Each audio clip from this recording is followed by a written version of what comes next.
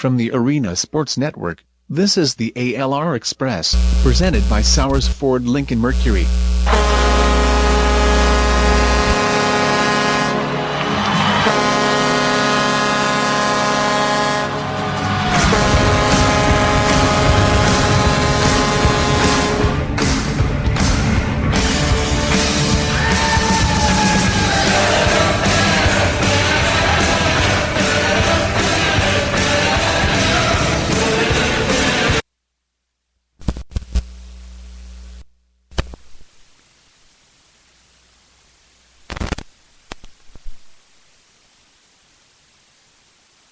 From the Arena Sports Network, this is the ALR Express, presented by Sowers Ford Lincoln Mercury.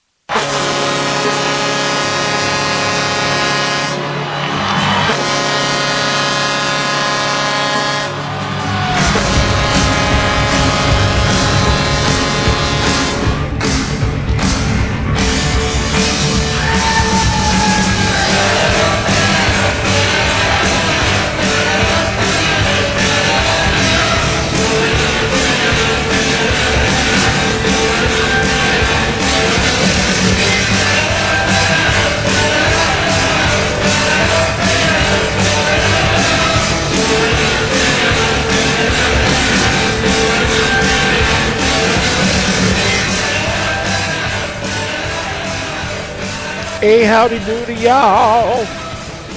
This is the ALR Express.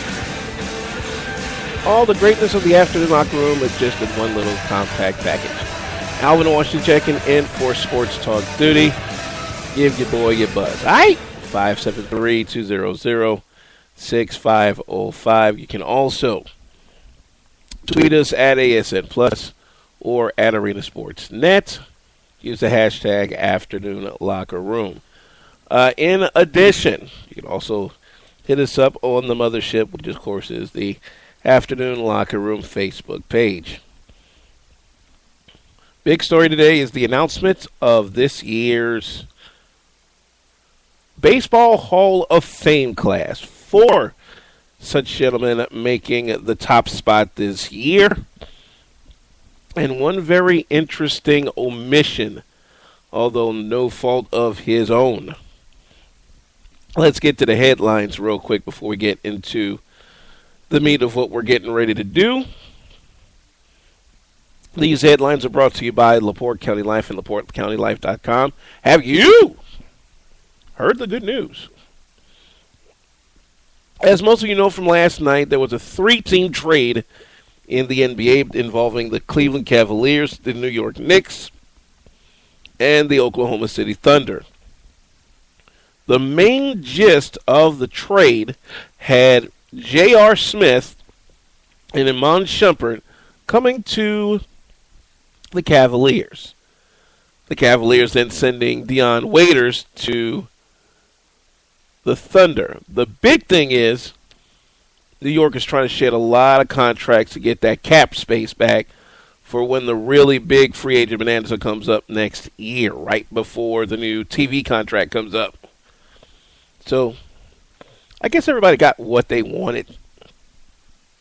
Cleveland might have a little bit better defense from what I've seen out of Iman Shumpert. Young man out of Oak Park River Forest in the western suburbs of Chicago. Kid's got a bright upside. J.R. Smith may have an upside if he's willing to listen to LeBron James, because they're teammates now. It's going to be interesting. Possible contract extension could pop up right after the season for one Big Ben Roethlisberger. Big Ben, who missed out on going to the next round of the playoffs in a harrowing loss against the Baltimore Ravens, made the announcement on his show today on 93.7 The Fan in Pittsburgh. He's about to enter the final year of what was an 8-year, $102 million deal.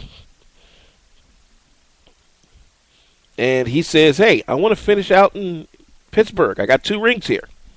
Let's do it. You know, he's hopeful. The Steelers are hopeful. They may wait till after the season to dot the I's, cross the T's. But it looks like this is going to be pretty much a done deal.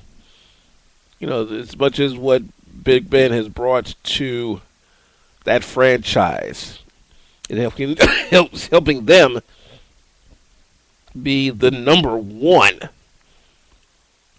Super Bowl laden franchise ever with 6 titles. I think he's got one more in him. I really do.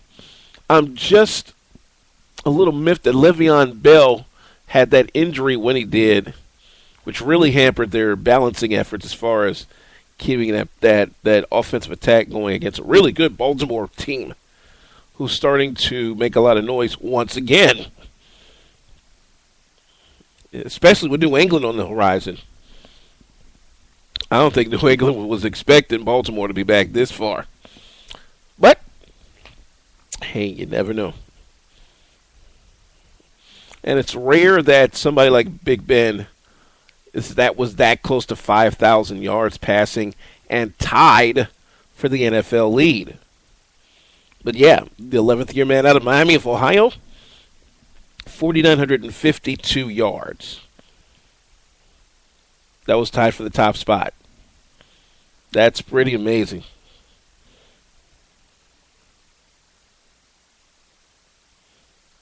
As you probably heard, Stan Kroenke, the owner of the LA Rams, or should I say the St. Louis Rams, I'm getting ahead of myself here because LA hasn't voted on it yet, neither the NFL.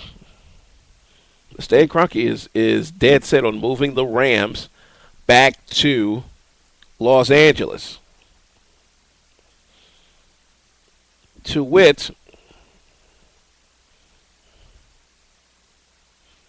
both the mayor of St. Louis and the governor of Missouri are like, look, we want you to stay here in Missouri.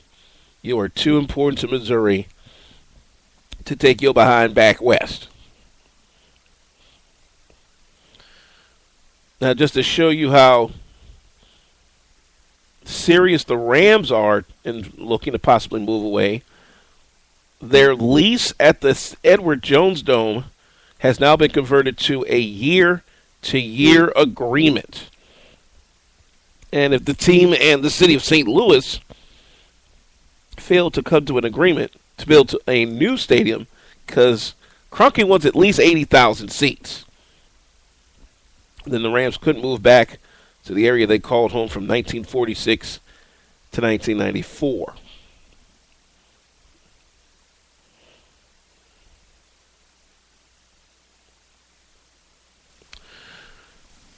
Missouri Governor Jay Nixon is getting into the mix of this particular interesting thing. He said he doesn't intend to let the Rams leave without providing options. League relocation rules stipulate that a team must bargain in good faith and exhaust all options with its current city before moving is concerned, saying, quote, St. Louis is an NFL city, and I am committed to keeping it that way. I must say some strong words from a man who's been pretty embattled the last few months, especially what's been going on north of the city of St. Louis. Here's hoping he actually wins this particular battle. Just announced earlier today, something that might start the trickle-down effect of maybe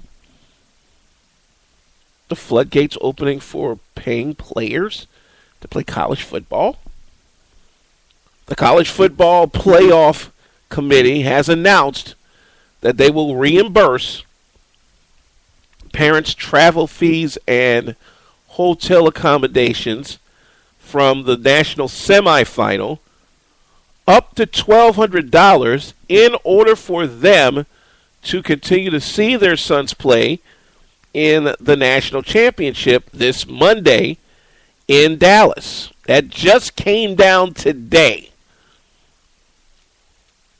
Just to show you the immediacy of it, Urban Meyer of Ohio State, which beat Alabama to get here, when he heard the announcement during his press conference in Columbus, Ohio, big pump fist.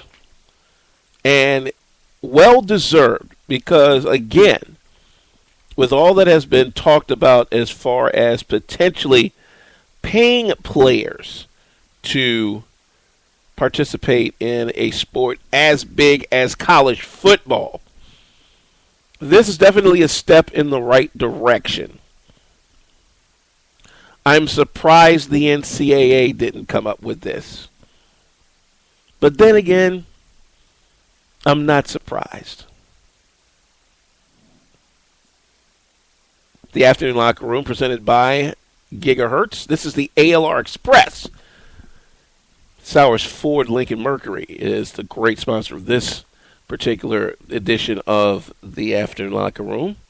We're going to the bottom of the hour. As a matter of fact, we will take a short break, and when we come back, we're going to talk about our topic of the day, the newest members of the Baseball Hall of Fame. There are 4 of them. 3 on the mound, and probably one of the most diminutive infielders to ever play the game. But boy, did he put some numbers up. Don't move, folks. The ALR Express rolls on after this on the Arena Sports Network.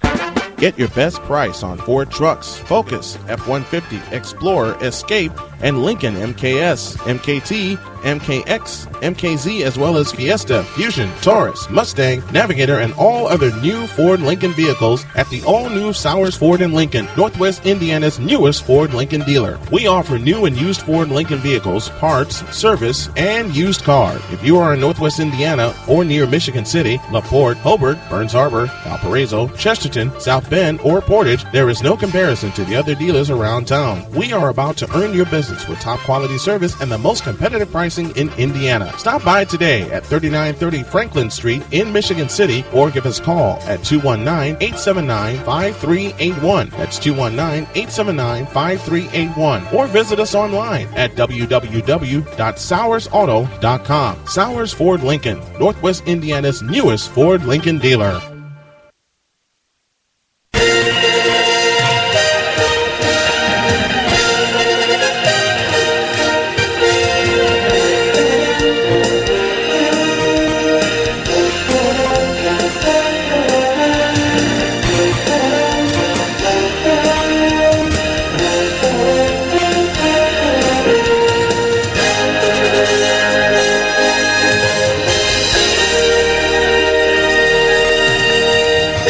We're back on the ALR Express presented by Sowers Ford Lincoln Mercury, Northwest Indiana's newest Ford Lincoln Mercury dealer. I'm Alvin Washington.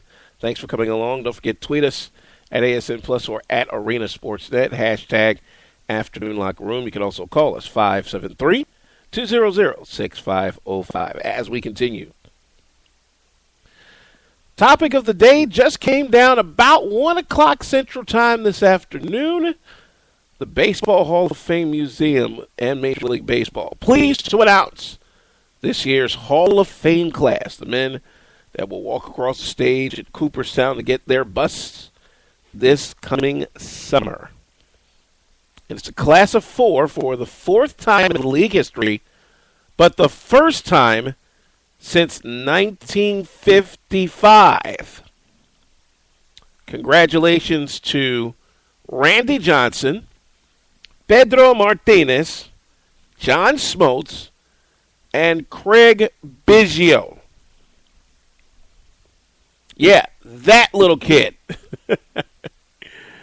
And the divide between those 4 and the rest of the top 10 was much. Biggio, who lost by 2 votes last year, getting into that class, no such problem this time around. The low man was 82.7% of the writers from the BBWA. And well-deserved. One of the smallest infielders in the history of baseball. This kid, young Mr. Biggio, had 3,060 hits in 20 seasons. And in the age of free agency, had the rare distinction of playing